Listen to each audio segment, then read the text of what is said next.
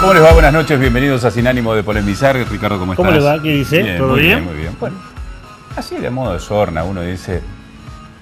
Mucha gente se queja de que estamos en campaña, que terminamos las PASO, que ahora el 22 de octubre hoy hoy empiezan empiezan los spots. Vivimos en Felicilandia. ¿Por qué? ¿Y por qué? Miren, tablet gratuita para los jubilados. Es No cierto. saben cómo manejar un celular, pero tienen tablet. Descuento del 30% en aerolínea para que jubilado viaje Para donde que viaje. quiera. No sabe cómo llegar a fin de mes, pero puede Obras viajar. por aquí, obras por allá, saludos por acá, sonrisas, visitas, masa fina, té, café. ¿Qué más quieren? ¿Por qué Guirnaldas se y globos. queja la gente de las campañas electorales? Vamos a pedir que haya casi todos los años campaña. Bueno, no es todos los años, pero casi. Cada dos años Bueno, tenemos. pero digo, se quejan de lleno. Se quejan de lleno. Lo visita, por ejemplo, Karen Tet, una candidata muy linda. Le invita a tomar unos mates, va a su casa. ¿Hace timbreo, Karen Tet? No sé, pero yo le invitaría. Sí, no digo porque nunca me tocó el timbre en mi casa. Bueno, más allá de todo esto, esta semana ha sido una semana que, bueno, dentro de la campaña hay cosas importantes. Como decía Ricardo, formalmente empieza a oír los spots, pero el pasado domingo 22 se abrió ya lo que es la posibilidad de que los candidatos se expresen en campaña libremente en función de las normas que regulan la actividad. En el medio quedó el puente colgante que no está, del puente Santa Fe-Santo Tomé, que no está en el presupuesto. No está en el presupuesto 2018 la deuda que tiene la Nación con la provincia. No está en el presupuesto el aval al empréstito para realizar la segunda etapa del acueducto que llega agua de calidad a la ciudad de Rafaela. En el medio pasaron otras cosas, pasó este drama del bullying. Después quiero aclarar algunas cuestiones con respecto a este tema para decir que me estoy desdiciendo sobre estos temas, ¿no? Bueno, y de todo eso, o parte de esto, vamos a estar hablando. El bullying, la violencia en las escuelas, ¿es un tema de las escuelas? ¿Es un tema de la sociedad?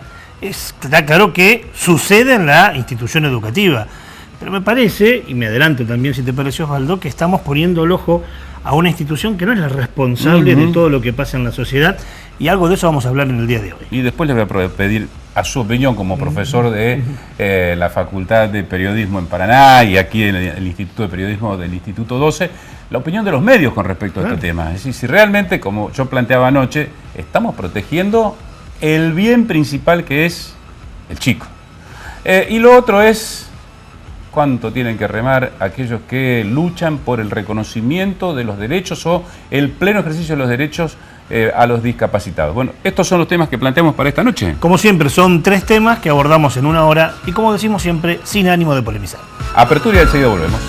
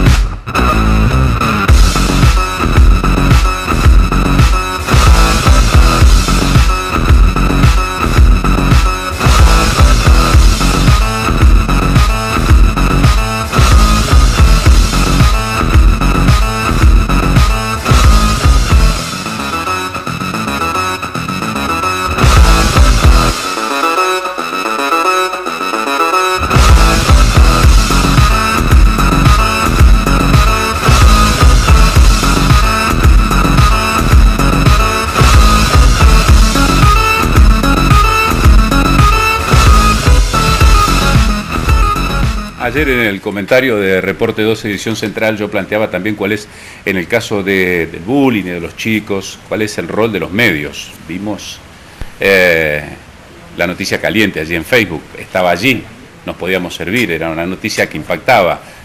¿Preservamos a los chicos, Ricardo? Es uno de los tantos temas, y lo que habría que discutir también es si el objetivo central es tocar el tema desde la infancia o desde otro lado, porque en el medio hay hasta una, me permito decir, farandulización del tema, cuando el tema es mucho más allá. No estamos hablando de la vedette de turno, sino que estamos hablando de un pibe, y no solo de un pibe, de otro pibe, porque el agresor también es un pibe. Germán Falo es integrante de la Dirección de Proyectos del Ministerio de Educación. el ministerio en general se ha movilizado en toda su estructura, me imagino que sufren cimbronazos cuando se notifican o se mediatizan casos como estos. Buenas noches, ¿cómo le va? ¿Qué tal? Buenas noches. Primero agradecerles, en la introducción han tocado algunos puntos que nos preocupan y nos ocupan, que tiene que ver con la responsabilidad, la complejidad de estas situaciones, y eso ya de entrada me hace sentir muy cómodo porque me parece que estamos hablando de la misma manera y abordándolo desde el mismo lugar.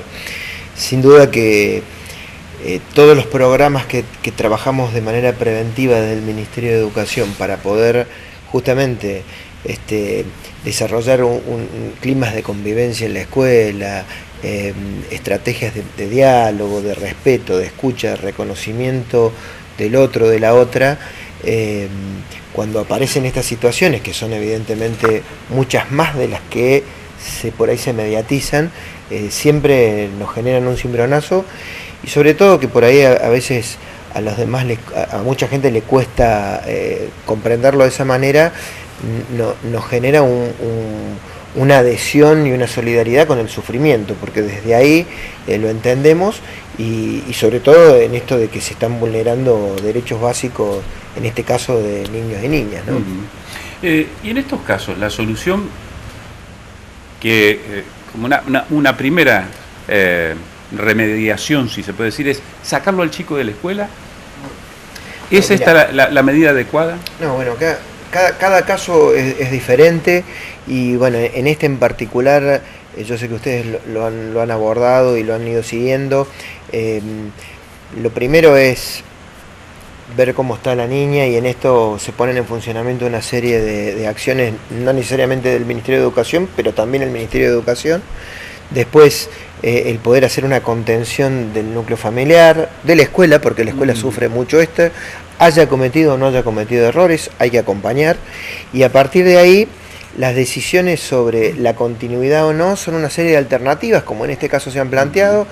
A la mamá se le han dado la posibilidad de continuar con una serie de estrategias y de acompañamiento de equipos del Ministerio de Educación, o de orientarla a otros lugares. Se la va a acompañar a conocer otras posibilidades de incorporación a otras escuelas y demás, y la decisión en general está en el núcleo familiar, ¿no? No es una decisión del Ministerio. Usted hablaba de que se tejen redes para prevenir, generalmente, para no llegar al conflicto.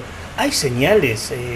Yo sé que ustedes desde el Ministerio tendrán seguramente el reflejo de lo que dicen los docentes, ¿no? Digo, ¿hay señales previas que pueden decir que en este lugar o en esta escuela puede haber una situación grave como la que ocurrió en Sí, estos últimos días? sin duda que hay señales, y bueno, uno desde el Ministerio decía, ¿no? Hay muchas acciones para brindar herramientas a los adultos y también a los estudiantes en distintos núcleos de edades, pero hay herramientas para poder no solamente prevenir en el sentido de generar espacios de encuentro, generar espacios de diálogo, espacios de escucha. ¿Entre quiénes? A ver, porque no solamente esto aparece como una, perdón, pero aparece una frase hecha, ¿no? Hay que generar espacios, ámbitos. ¿Entre quiénes? ¿Quiénes participan y cómo? Para que la gente vaya viendo y decir, bueno.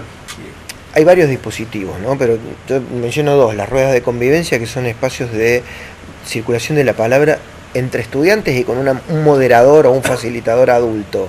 Y también hay espacios como son los consejos de convivencia escolar, que son espacios en donde están las puertas abiertas para que se integren estudiantes, docentes, asistentes escolares, porteros y las familias.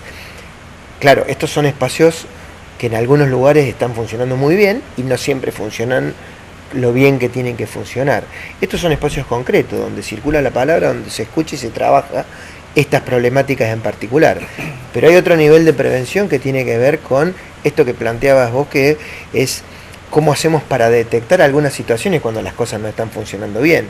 En estos espacios se ayuda mucho a detectar, pero en esto en particular hay distintas formas de violencia. A nosotros no nos gusta centrarnos en lo que es el acoso o el bullying particularmente, porque es muy complejo las situaciones de conflicto que se dan. Pero en este en particular cumplen un rol clave los adultos.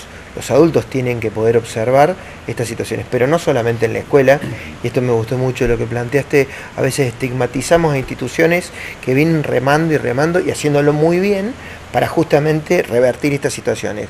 Hay otras instituciones de la sociedad, en particular la familia seguramente es una, no digo en este caso particular, hablo en general, y hay otras instituciones que tienen la posibilidad de advertir estas situaciones y no reproducirlas. Y en esto también me sumo a tu planteo inicial. Los medios de comunicación juegan un rol clave en esto, ¿no? Las redes sociales juegan un rol que, si bien no le podemos poner esto lo hace tal o cual, pero cada uno que reproduce una situación de estas y lo hace con irresponsabilidad o lo hace de manera farandulesca, evidentemente está reproduciendo y fomentando situaciones que requieren una atención de todo el conjunto de adultos, ¿no? Quizás ya algo lo haya aclarado, y también quizás la pregunta no sea para un funcionario del ministerio, sino para un sociólogo. Pero uno que recorre las instituciones, porque ha sido padre, porque es docente, ve que en las instituciones se trabajan cosas que seguramente en nuestra infancia no trabajaban tantos. La discriminación, seguro, el respeto, la solidaridad, hay este consejo de padres, docentes, digamos, todo daría a entender que lo que se realiza y lo que se lleva a cabo favorece a un clima de mayor fraternidad, y sucede todo lo contrario, ¿no? O antes pasaba y no nos enterábamos, como se dice habitualmente. Pero digo, ¿qué nos está pasando, no? Porque a pesar de que se trabaja mucho más en contra de la discriminación que cuando nosotros éramos pibes, por ejemplo, hasta en el lenguaje, suceden estas cuestiones de situaciones de violencia porque el nene es de tez oscura, porque es gordito o gordita, o porque no llevó ropa de moda. Sí, yo no sé si disentir, pero tengo una mirada que es más optimista tal vez. Yo creo que se vienen revirtiendo muchas situaciones, ¿no? Se vienen revirtiendo muchas situaciones justamente porque se pone el tema sobre la mesa, que es uno de los pedidos que desde el principio nos ha hecho el gobernador y la ministra. Pongamos estos temas, hablemos de estos temas, de estos violencias, consumo de sustancias, educación sexual integral y tantos otros, discriminación. Yo creo que se está revirtiendo y se visibilizan más aquellas situaciones en donde esto se da. Yo fuera de cámara comentaba que hay algunas estadísticas que plantean que hay más casos de acoso, y yo me animo a decir que en realidad hay más casos visibilizados, porque se habla más del tema y se interviene más. Antes, a veces, no digo que siempre, pero por ahí se naturalizaban. Hoy se toman el tema se toma con la seriedad, al menos en la institución educativa que corresponde. Esto me parece que es un avance importante, y que yo en esto soy bastante optimista, porque creo que mientras podamos circular la palabra, reconocer al otro, demostrarle que lo queremos a los chicos y a los grandes. Y lo otro que creo que es importante plantear es que basta con salir a la calle, encontrarse en un lugar donde hay muchos adultos. Acá dejemos de lado a los niños, niñas y adolescentes, y hay una manera de resolver los conflictos de manera no pacífica. Hablamos menos y enseguida queremos ir a la pelea y a la confrontación, y a veces no solamente con palabras, sino con otros tipos de violencia. Entonces, evidentemente la escuela es un emergente también de esto, la familia es un emergente de esto, y en la escuela es probablemente donde nos damos cuenta y detectamos. Pero esta es una problemática más compleja que tenemos que analizar, que coincido con vos, es más para un sociólogo, más allá de que nosotros podamos tener una palabra y una opinión sobre el tema, ¿no? Vos remés la imagen de que cuando ocurren estos hechos se da respuesta, y esta no es espasmódica, porque, y este es quizás el grave problema al que asistimos, ¿no? Es decir, bueno, los medios lo pusieron, lo mediatizaron, lo ponen en agenda, tenemos que tratar el tema, se fueron los medios, y es como en las catástrofes, se fueron los medios, pareciera que se terminó el tema, y sin embargo queda mucho por hacer. Se da continuidad, en este caso, a esos espacios, a seguir tratando este tema, porque como bien decías, ¿no? Pareciera que esto no es un hecho puntual, sino que lo que cobra es notoriedad. Mira, yo me animo a decirlo, y con mucha seguridad, por lo menos en los 10 años que llevo en la gestión de del gobierno del Frente Progresista en educación, si hay algo que caracteriza a las políticas educativas es la continuidad.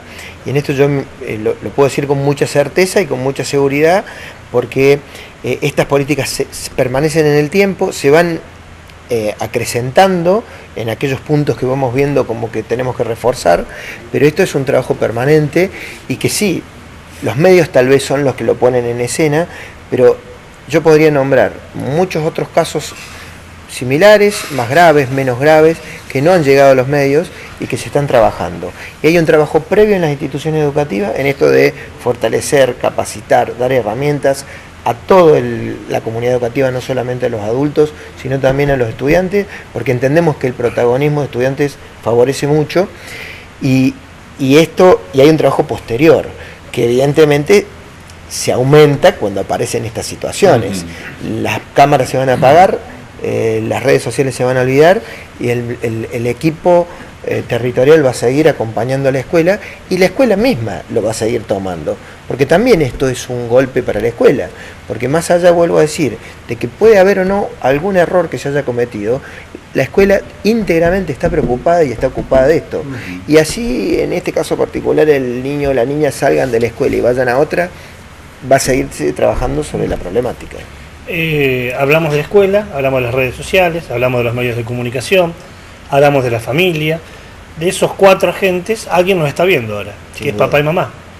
Si fue una reunión de padres, ¿qué le decimos a papá y mamá? ¿Cómo puede colaborar en este proceso? Bueno, nosotros, yo también lo decía antes de cámara, y el ABC es el mismo de siempre, es el poder escuchar. Esto requiere tiempo.